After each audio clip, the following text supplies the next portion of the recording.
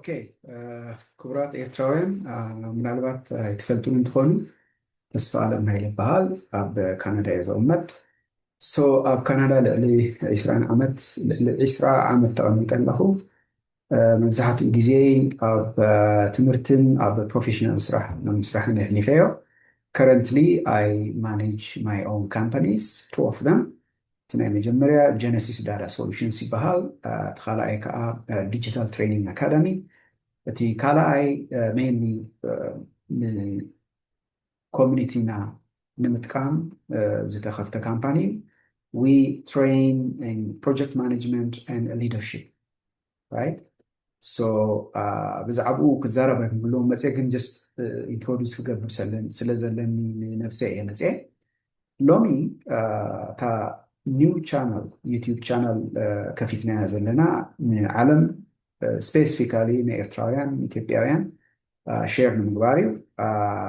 ኤሪትሪያ ፈርስት እያ ትብል እታ ቻናል እዛ ቻናል እዚኣ ሜይንሊ ንሓበሻ ኮሚኒቲ ስፔሲፊካሊ ማለት እዩ ጀነራሊ ከዓ ንኣፍሪካውያን ከተገልግል እያ ኢልና ኢና ንሓስብ እቲ ፎከስ ናይታ ቻናል ከዓ እንታይ ክኸውን ዩዝ ኢምፓወርመንት both socially and education wise እንታይ ክንገብር ኣለና ብዛዕባ ሲስተም ኖርዝ ኣሜሪካ ከቨር ክንገብር ኢና ሎሚ ግን something different specifically ንኤርትራውያን ዝጸልዩ ዝሓስብ እቲ common sense ዝበሃል ብኡ እየ ክጅምር ሓሲበ ዘለኹ ንቸም ኩላትና ኮመን ዝገብረልና እታ ባይብል እንድያ ንክልተ ጥቕስታት ኣምፅእ ኣለኹ ካብ ባይብል then eventually common sense ብትግርኛ I think ኣፋፍኖት ይብልዎ እቲ መፅሓፍ ቅዱስ ግን ንኮመን ሰንስ ምስ ምንታይ ኣራኺብዎ ኣሎ ምስ ጥበብን ምስ ምኽርን ምስ ምስትውዓልን እዩ ክስታይ ኣቢልዎ ዘሎ ስለዚ ብዝተፈላለየ ኣንግል ነዚ ኩሉ ፖይንታት ከቨር ክንገብር ክንፍትን ኢና ብዝተኻእለ መጠን ነዚ ቪድዮ እዚ ሼር ክትገብርዎ ከዓ ፈትኑ ኣነ ብዙሕ ሼር ኣይክብለኩም እየ ካብ ብሕጂ ኦልሬዲ ኣብቲ ቪድዮ ከምኡ ዝብል ኣይ ቲንክ ሓንቲ ስላይድ ኢንክሉድ ገይረ ኣለኹ ስለዚ ሌትስ ቢ ሪስፖንሲብል ሌትስ ሄልፕ ኣወር ኮሚኒቲ ብሓንሳብ ምዕበይ ብዝብል ዕላማ እዩ እቲ እዚ ቻናል እዚ ተኸፊቱ ዘሎ ሶ common sense from a biblical perspective እንታይ ይብል ቃል ኣምላኽሲ እንታይ ይብለና common sense ምን ካቲ ኣፋፍኖት ምን ካቲ ጥበብ ትምኽሪ ትምስተውዓል ዝበሃልሲ ቃል ኣምላኽ ብኸመይ ገይሩ ንዓና ነቶም ተጠቀምቲ ኣቐሚጥዎ ከም ዘሎ ካብ ምሳሌ 3:21 ክንጅምር ኢና ማለት እዩ ኣብ ምሳሌ 3:21 እንታይ ይብል ወደይ ነዚአን ካብ ዓይንኻ ኣይትፍለየን ንጥበብን ንምኽርን ተጠንቂቕካ ሓዘን ንሳተን ነፍስኻ ህይወት ንክሳድካው ከዓ ስልማት ክኾናኻ እየን ሽዑ ሃዲእኻ መገድኻ ክትከይድ እግርኻ እውን ኣይክጥዕንቀፍን ኢኻ ይብል በእንግሊሽ ከዓ እንታይ እዩ ዝብል my son don't let wisdom and discretion be lost to you preserve sound judgment and discretion then you will walk safely on your way and your foot will not stumble ኣይክጥዕንቀፍን ኢኻ common sense ተሊካ እቲ ክትገብሮ ዘለካ ሸለል ከይገበርካ ሸለል ከይበልካ ተጌርካዮ ጽኑዕ ኢኻ ትኸውን ኣብ ሂወትካ እዩ ዝብል ዘሎ ቃል ኣምላኽ ስለዚ ብቃል ኣምላኽ ኢና ንጅምር ዘለና ኢቨንቹዋሊ እቲ ኮመን ሰንስ ኣብ ሪል ላይፍ ናትና ከመይ ከም ዝመስል ክሪኦ ኢና the next few slides ግን ሕጂ ከም መእተዊ ብቃል ኣምላኽ ክጅምር ስለ ዝደለኹ እዩ I hope ኩላትኩም ኣፕሪሼት ክትገብሩ ተስፋ ገብር እዚ ኦርቶዶክስ ጴንጤ ኣይብልኒ ቃል ኣምላኽ ንኩላትና ሓደ እዩ ሓንቲ እታ መፅሓፍ ቅዱስ እቲ ካልኣይ ምሳሌ 16:22 ከዓ እንታይ ይብል ንኮመን ሰንስ ወይ ከዓ ንኣፋፍኖት ብምንታይ ምስትውዓል ኢልዎ ዘሎ ምስትውዓል ንዘጥርያ ሰብ ፈልፋሊት ህይወት እያ ዕሽነት ግን ነቶም ዓያሹ እፅዓቶም እያ ካብ ምጥራይ ወርቂ ክንደይኮን ምጥራይ ጥበብ ይበልፅ ካብ ምጥራይ ብሩርሲ ምጥራይ ምስትውዓል ክንደይኮን ይኸብር ይብል በእንግሊሽ ከዓ understanding is a well spring of life to those who have it, but folly brings punishment to fools. So common sense ከኣፋፍኖት እዚ ካብ በለ ካብ ኣምላኽ ዝወሃብ ከም ዝኾነ እዩ ዝርዳእና ማለት እዩ እዚ ኮመን ሰንስ ወይ ከዓ ኣፋፍኖት ዝበሃል ሓደ ሓደ ሰባት ኣለዉ ምሽ በላሕቲ ንብሎም ዋላ ንኣሽቱ ከለዉ ብጣዕሚ በላሕቲ እዮም ሕጂ ነቲ ኮመን ሰንስ ደ ኣንደርስታንድ ኢት ፋስት ማለት እዩ ኮመን ሰንስ ኦፍኮርስ ክትመሃሮ ትኽእል ኢኻ ዳትስ ዋይ ሕጂ ከም ኮንሰፕት ኣምፂና ዲስከስ ንገብረሉ ዘለና ግን ሓደ ሓደ ሰባት ካብ መፈጠሮም ጀሚሮም ኣምላኽ ዝሃቦም ኮመን ሰንስ ኢትስ ፓርት ኦፍ ዴር ኣይደንቲቲ ዝኾኑ ሰባት ኣለዉ ሶ ናብቲ ሪል ላይፍ እስከንእተው እስከ እዚ ከም ቃል ኣምላኽ ከም መእተዊ ካብ ተጠቀምናሉ ሆፕፉሊ ኩላትና ክንሰማማዕ ተስፋ ገብር ኮመን ሰንስ ዳይሬክት ናይ ትግርኛ ትርጉም ንምርካብ ቁሩብ የሸግር እንድዩ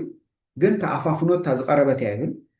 ጥበብን ምኽርን ምስትውዓልን ከዓ ምስ ቃል ኣምላኽ ነታ ኮመን ሰንስ ዝብላ ምስ እንግሊሽን ምስ ትግርኛና ወዳድረ ዝረኸብኩ ወይ ሆፕፉሊ ኩላትና ኣብዚ ክንሰማማዕ ተስፋ ገብር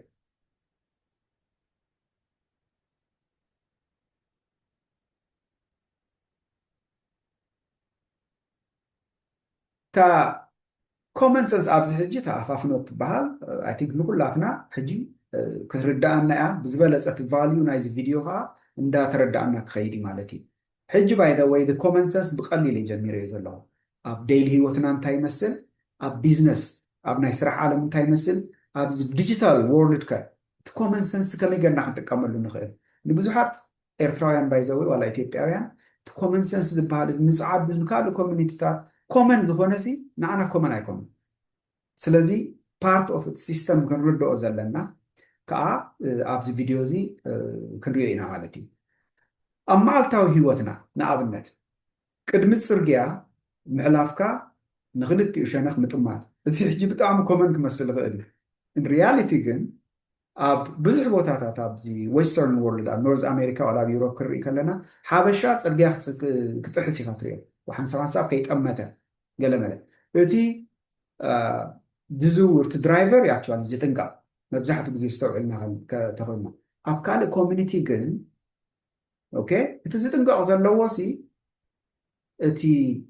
ፍራጃይል ዝኾነ እዩ which is ፍራጃይል ትሰብ ሂወት ኣለዎ እሱኡ ከዓ ዝህሰይ ካብታ ልዕሊ ማኪና ምሽ ስለዚ ኣብኡ ሕጂ ዓብዪ ነገር ክንሰርሓሉ ዘለና ብእንግሊሽ እንታይ ይብሎ ሉክ ቦዝ ዌይስ ቢፎር ክሮሲንግ ደ ስትሪት እዚ ቤዚክ ሴፍቲ እዩ ኦፍኮርስ ንቆልዑት ኢና እዚ ንምህር assuming that እዞም ኣደልት ንበሃል ነዚ ንገብሮ ተኮይንና እቲ ዝገርም ቆልዑት ንዓና እዮም ዝርእዩ ንሕና ክሮስ ንገብር ተኮይንና ክሮስ ኣይትግበር ተልና they will cross እቲ ሮድ I'm talking about ማኪና ተሓልፍ ኣላ ተፀቢኻ ሕልፍ ምስ በለት ሪጋኻ ከይተፀብኻ ማለት እዩ እቲ ናይ ትራፊክ ላይት ከይተፀብኻ ገለመለ ምዕላፍ ደቅኻ ነቲ ትብሎ ኣይኮነን ዝገብርዎ ነቲ ዝርእይዎ እዮም ዝገብርዎ ስለዚ this is one of the common sense that we all as a community should implement or understand in our daily life by the way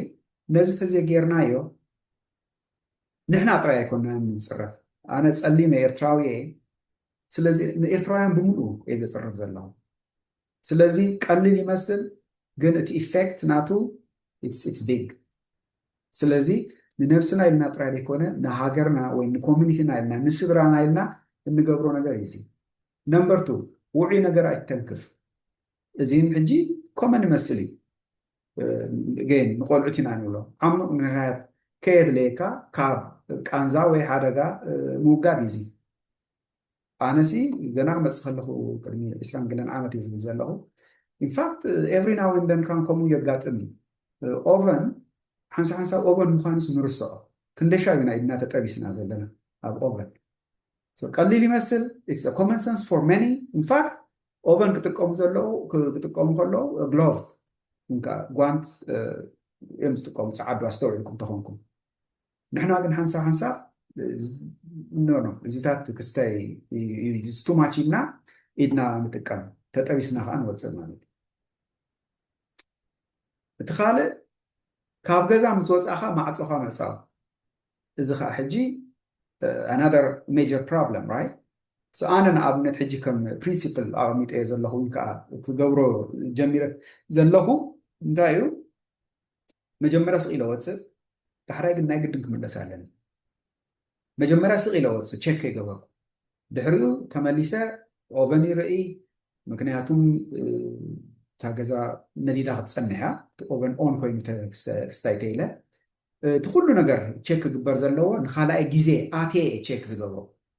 ዲስ ወይ ኣም ሴፍ እቲ ክልተ ሻብ ክስታይ ይገብር ኣለኹ ማለት እዩ መጀመርያ ስቕ ኢለ ወፅእ ኣለኹ ዳሕራይ ግን ተመሊሰ ግን ናይ ብሓቂ ኩሉ ከምቲ ዝግብኦ ድዩ ኢልካ ክስታይ ትብል ማለት እዩ ባይ ዘ ወይ እዚ ሓንቲ ከይ ነገርኩኹም ክሓልፍ ዘይደሊ ውዑይ ነገር ኣይትተንክፍ ኢለ ውዑይ ነገር ናይ ግድን ኦቨን ክኸውን የብሉን ብዙሕ ውዑይ ነገር እዩ ዘሎ a lot of hot stuff right so we need to avoid anything that could bring pain to ourselves or it's a danger without needing a deep reasoning ተወዲኡ ውዑይ ኣይትተንክፎ again ኦቨን ጥራይ ኣይኮነን ውዑይ ብዙሕ ውዑይ ነገራት ኣለዉ ኣብ ሂወትና ሓደጋ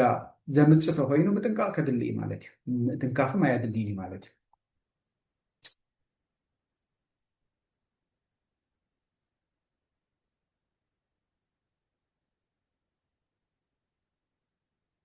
ኦኬ ኣብ ስራሕና ኸ ንኣኼባታት ኣብ ሰዓት ምቕራብ እዚ ኣኽብሮትን ሓላፍነትን እዩ ዘርኢ show up on time for meetings again እዚ ተዘይጌርናዮ ብሕልፊ ኣብዚ ፕሮፌሽናል ስራሕት ኢንፋክት እዚ ፕሮፌሽናል ስራሕ ጥራይ ኣይኮነን ዝምልከት ንኩላትና ኣብ ስራሕ ንሳት ኢንፋክት ዋላ ኮሚኒቲ ሚቲንግ ይኹን ኦን ታይም ክንርከብ ናይ ግድን እዩ እዚ ሕጂ ዓብይ ቻሌንጅ ከም ሓበሻ ዘጋጥምና ማለት እዩ ኣነ ሕጂ በቃ ዳርጋ ኣብቲ ቤተክርስትያንና ኣኼባ ድዩ ገለተልዩ ኦን ታይም ይርከብ ግን ዳርጋ ይለምድ ኣለሁ ምክንያቱ ኦን ታይምስ ንመይነ እየ ዝርከብ ስለዚ ከይፈተኻ ናብቲ ናቶም ተኣቱ ማለት እዩ እዚ ዓብይ ስትራግል ዘለና እዩ እዚ ክንሰርሓሉ ክንክእል ኣለና ኣብ ሰዓትና ተተረኪብና we are showing respect and responsibility again ክንፈልጦ ዘለና ዓድና ኤርትራ እዩ ዓድና ኢትዮጵያ እዩ ስለዚ ንሃገርና ወኪልና ኢና ናብ ንኸይድ ስለዚ ንሕና ተዘይጌርና ኤርትራውያን ኢና ንበሃል ኤርትራውያን ከምዚ ኣይገብሩን እዮም እዩ ዝበሃል ማለት እዩ ስለዚ ሓላፍነታዊ እውን እዩ ማለት እዩ እዚ ኮመን ሰንስ ዝበሃል ዝኣፋፍኖ ዝበሃል ንካልኦት ኮመን ሰንስ ዝኾነ ንዓና ግን ሳምታይምስ ዘይኮነ ኢንዶርስ ክንገብር ክንክእል ኣለና ኦኬ ናብ ዘይግቡእ ሰብ ምስጢራዊ ሓበሬታ ኣይትስደድ ዝብል ከዓ don't send confidential information to the wrong person protect privacy and trust and confidentiality እዚ ሕጂ ምናልባት እታ ዝቐለለት ብካምፓኒ ምዝራብ እዩ ካምፓኒ ሰባት ክቆፅር ከለኹ ከዓ ኮላቦሬተር ጆይን ክገብረና ከሎ the first thing I do is non-confidential NDA non-disclosure agreement sign ክገብሩ which could last from 3 to 5 years ስለዚ ምሳኻ ከለዉ መዓት ሚስጥራት እዮም it could be intellectual property ማንም ካምፓኒ ዘይገብሮ ዘሎ ስኻ ንመይንኻ ትገብሮ ዘለኻ eventually you could patent it ስለዚ ንዕኡ confidentially keep ክገብሮ ከም ዘለዎ ዘርኢ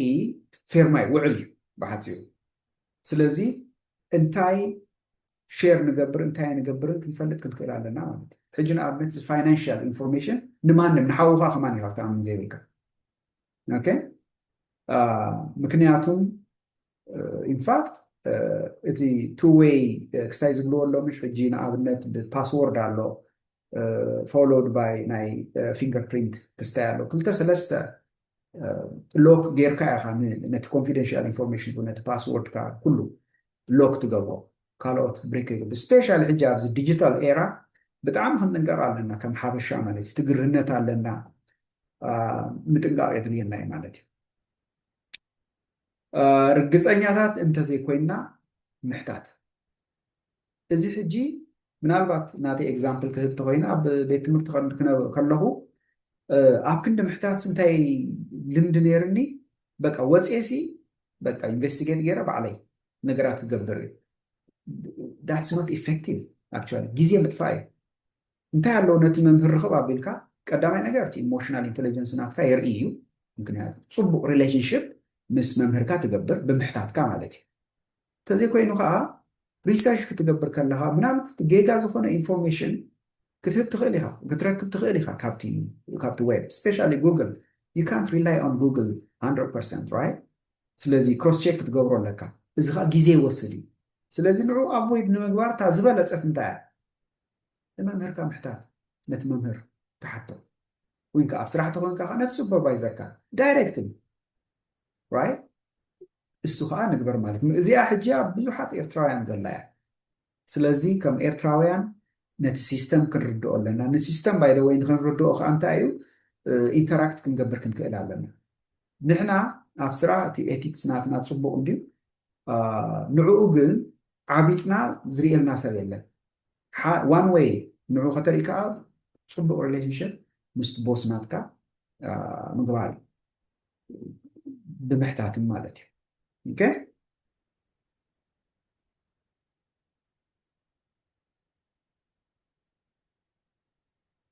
ኣብ ማሕበራዊ ኩነታትከ ሶሪ ኣብ ማሕበራዊ ኩነታትከ ካልእ ሰብ ክዛረብ ከሎ ኣይተቋርፅ ዋው እዚኣ ሕጂ ዳርጋ ኩላትና ዘላ ኣባይን ዘላ እያ ኣብዚ ኦነስት ኮይንና ክንዛረብ እንዲ ዝግባአና ኦፍኮርስ ምስ ዓመታት ብዙሕ ንመሓየሽ እንዲና ግን እንድዒ ግብፃውያን ባይዘ ብጣዕሚ እዮም ዝቅድሙና ኣብዚ ግብፃውያን 5 ሰባት ብሓንሳብ እዮም ዝዛረቡ ከመይ ኢሎም ከም ዝረዳድኡ ሓንሳብ ብጣዕሚ ዝገርመኒ እዩ ኣለዉ ንሰራሕተኛታት ግብፃውያን ሕጂ ይገርመካ እዩ በቃ ከመይ እዩ እዚ ነገር ትብል ንሕናም ግን ኣይንውሕድ ኢና ካብኡ ኣይንነኣኣስኒ ኢና ካብኡ ስለዚ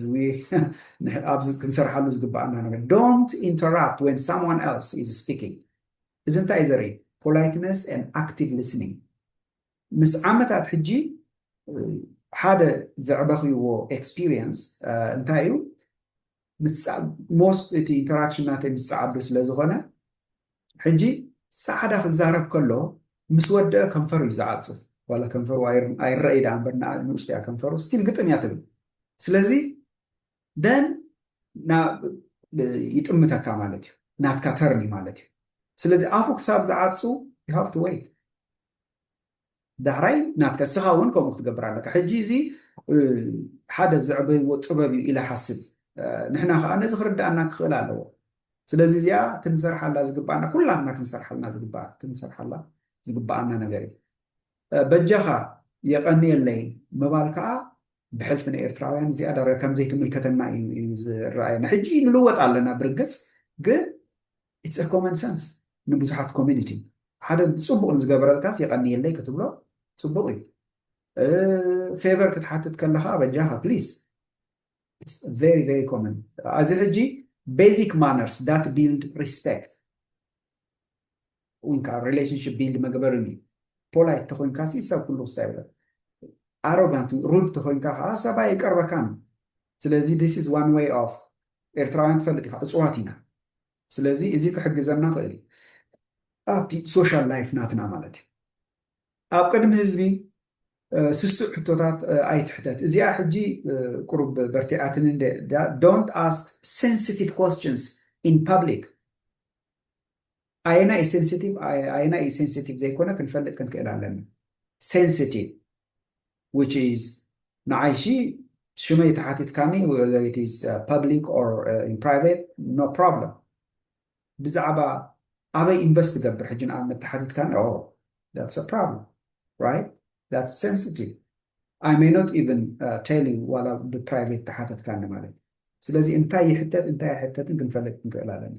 of course እቲ ግርህነት ኣሎ እንዲያ ኩላትና ሼር ንገባበር ኢና which is okay ግን ስቲል ኣይና እዩ ሴንሲቲቭ ኣይና እዩ ሴንሲቲቭ ዘይኮነ ክንፈልጥ ክንክእል ኣለና ስፔሻሊ ኣብ ማሕበራዊ ኩነታት ወይ ኣብ ፐብሊክ ክስታይ ከለና ተሊና then we need to know ክብለኩም ደሊ ማለት እዩ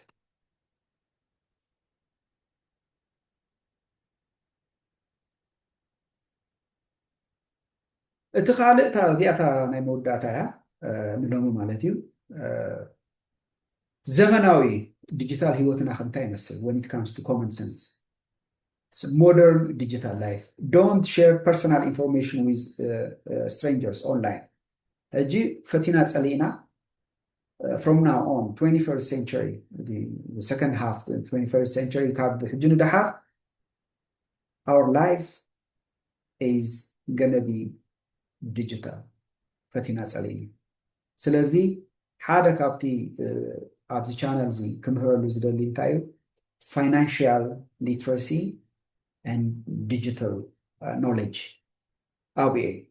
ስርሐይ ዳርጋ መብዛሕትኡ ከምኡ እዩ ሶ ኣብኡ ምስ ብዙሓት ሼር ዝገብሮ ነገራት ኣለኒ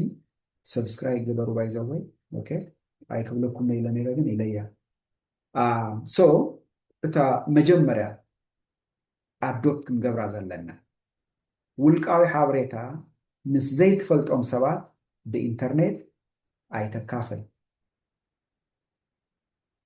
ምክንያቱም ብዙሓት ኣልታለልቲ ክህሉ እዮም ሕጂ ንኣብነት there are so many financial advisors by the way soon financial advisors will be replaced by robo advisors digital era okay እድሜ ምጥዋቕካ መላገቡታት ምልክት ግበር ይብላል ቫይረስ ክህሉ ክእል ዝኾነ ሕጂ ፒዲኤፍ ተኮይኑ ኢትስ ፋይን ኢትስ ሴፍ ግን ካብ ፒዲኤፍ ወፃኢ ዝኾነ ኩሉ ቫይረስ ሒዝልካ ክመፅእ ክእል ኣብ ኢሜል ቦክስ ናትካ ስለዚ ብጣዕሚ ጥንቃቐ ክትለካ እዩ ደብል ቼክ ሊንክስ ቢፎር ክሊኪንግ ስንታይ ኣብ ገብር ዘለካ ሕጂ ንኣብነት ሊንክ ተሰዲዶ መልካ ነታ ሊንክ ኮፒ ፔስት ጌርካ ኣብ ኢንተርኔት ግበራ ቅድሚ ምኽፋትካ ኣብታ ኢሜል ቦክስ ናትካ ማለት እዩ ድሕራይ ኣብ ጉግል ከይድካ ነታ ኣድራሻ ትገብራ ደን ክትሪኦ ኢኻ ማለት እዩ this is the first thing you should do otherwise እቲ ቫይረስ ነቲ ቀዳማይ ነገር ኢሬዝ ክገብሮ እዩ ነቲ ዘለካ ብሙሉ ከጥፍኣልካ ክእል እዩ ሓደ ኣብቲ ኢሜል ማለት እዩ ካልእ ቫይረስ ክሰደልካ ክእል እዩ የበላሽወልካ ማለት እዩ ዶክመንትታት ፓስወርድ ጋር ክሰርቅዎ ክእሉ ብዙሕ ነገር right ስለዚ ኣብዚ ሕጂ ንዓይ ዘጋጠመና ነግረኩም ምስ ሓንቲ ካምፓኒ ኣብዚ ዝኾነ ስራሕ ሰሪሕና ኣላ ሕጂ ከመይ ኮሚኒኬት ከም ዝገበረ ኢንቮይስ ይፅበ ነይረ ሕጂ ሶሪ ኢንቮይስ ሰዲደሲ ፔመንት የፅበ ነይረ ሕጂ እታ ፔመንት ሲ ፒዲኤፍ ኣይኮነ ከም ኣታችመንት ይሰዲድዎ ፒዲኤፍ ኣይኮነ ወይ ከዓ በቃ ዊርድ ዝኾነ ኤክስቴንሽን ፕሮባቢሊቲ ኤክስቲ ክኸውን ክእል እዩ አይ ዶንት ኖ ድሕሪ ዋ this is weird ምክንያቱም እንታይ ዳ እዚ ኮንፊርሜሽን ተኮይኑ ሲግኒቸር ተኮይኑ ፒዲኤፍ ክመፅእ ኣለዎ ኢለ ክስታይል ኣብኣ ከለኩ ዴሊት ገይረየ ኣይረኣኽዎም ድሕራይ ደው ኢለ ናብቲ ካምፓኒ ማለት እዩ ሰዲድኩም ዲኹም ከምዚ ዓይነት ኣታችመንት ገለመለ ኖ ኢሎም ኢኻ ሶ we have to be aware እዚ ብዛዕባ እዚ ሕጂ ብዙሕ ክንዛረብ ኢና ማለት እዩ ምክንያቱም we need to safeguard our information most importantly we need to help our own people ምክንያቱም እዚ ሞደርን ዲጂታል ላይፍ ሲ ንኩሉ ሲምፕል ከይከውን ክእል እዩ okay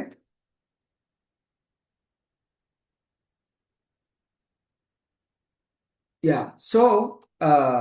ከምታ ዝበልኩም እዚኣ introduction እያ practically to platform ዕላሙ ካሊእ እዩ ግን common sense ዘይውዳእ topic እዩ probably one or two sessions ክህልወን ንኽእል እዩ ምናልባት probably ከማን ኣብቲ use empowerment ዝብል ከልግስ ክእል እየ ማለት ናብኡ ክቅፅል ክእል እየ ዳሕራይ ናብ common sense ክንምለስ ትኽእል ኢና ግን ሓንቲ ክትርድኡለይ ዝደሊ እንታይ እዩ once a week እዩ ከም ዕላማ ገይረየ ዘለኹ ምክንያቱም ግዜን ስለ ዘይብለይ once a week ሕጂ ንኣብነት ክንደይ ደቂቃ ኢና ጌርና መስለኩም ኣብዚ ምናልባት 20 ደቂቃ ገለ ተኾነ እዩ ኣይ ቲንክ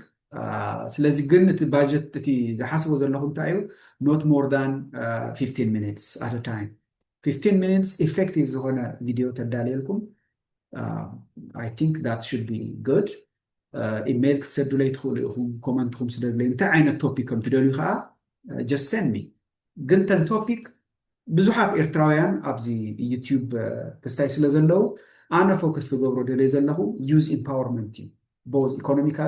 economic opportunity, social empowerment and civic values, and 21st century education كأنتاي كمثل كم زلوا لمن سياتنا وين كان immigrants new immigrants انتاي عينت information كنسمقهم علنا أبوتاتي to focus كجبر دليل زلهم in fact بزعبو درجة I don't know few months سريح له I have intensive تمرت مالتي بزعبو سلازي once a week كم عينت information كم سألكم قال انترست لكم كأكابو زي واتس تهوينو حجنا أبنت بزعبا investment discuss نقبل نخلي in fact live session كهلوان نخلي not now but in the future we can learn from each other right yeah سخاتون تفلتو بزح نجار له أنا زي فلتو كم وخا أنا زي فلتو سخاتون زي تفلتو له تي platform open مالتي for the first few months منالبات أنا present قبل خد حرق eventually the live كستاهم قبرينا podcast قبرينا for now أبزي ودا له thank you so much for your attention كم زبالكم share عن مقبار أي تهمقوا نزي information and community-نا نحجز نحنا أبزي حيالة تهوينا then we are well equipped to serve our own country, Eritrea, when the right time comes, right? So, but we have to prepare ourselves. حجينا prepare كنقبر زلنا. future ناتنا